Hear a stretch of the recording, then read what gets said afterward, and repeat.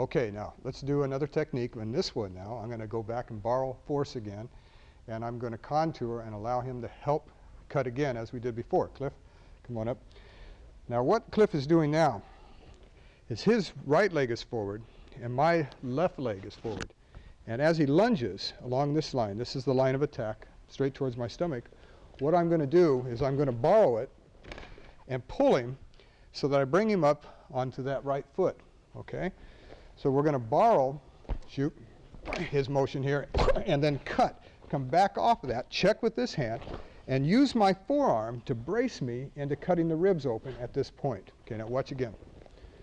He lunges, pull, cut. Bring this up to the throat. Turn it over so it's vertical, using this as a fulcrum point. Anchor down, and now, at this point as I anchor down, I'm going to watch my bottom blade. It travels up the body, still cutting, as I step through and anchor down and cut the throat at this angle. Now I want you to watch it from over here. Back up just a little bit, Cliff. Okay. As he lunges, I hook, cut, bring this underneath, and anchor. I get my cut and I slip this up, and I'm up in a cat stance now, and I just drop my weight at this point.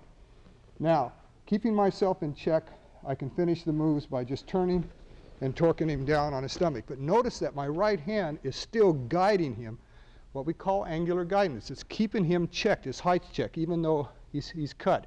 At this point, if he still wanted to come back up, then again I'd use the butt of the knife to hit the skull or hit behind the neck to finally put it out.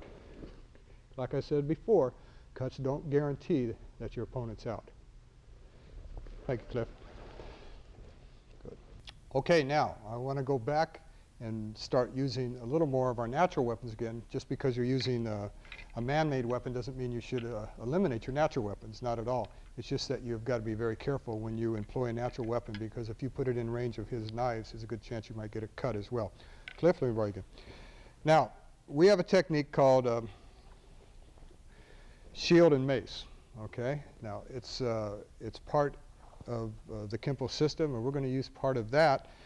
Then I'm drawing this particular technique out of the form, at least a piece of it. And what I'm going to do on here when Cliff lunges for my face or my throat is that I'm going to cut this way as if I'm doing an outward block, okay? So now, as he moves here, I cut, all right, and I thrust at this point. All right, now in using these knives, you can stab, you can torque, and then you can ream, okay, on a thrust. Already we've sliced, we've tenderized, we've filleted, okay?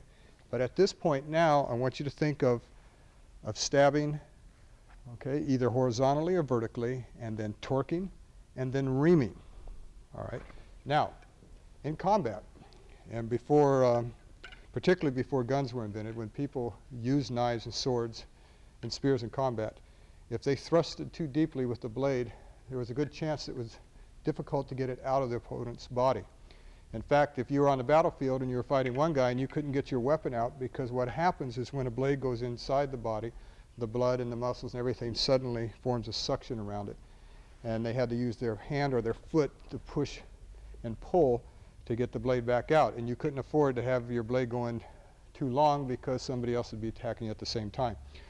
And this is something that I doubt if any of you ever run into. It's highly impossible, more likely that it wouldn't happen. But that you should know what the knives can do, or what can a man-made weapon with a blade can do once it enters the body. Now, in many cases, they had reamed to cut more, not more tissue, but to cut more blood vessels and so forth, to cause more damage.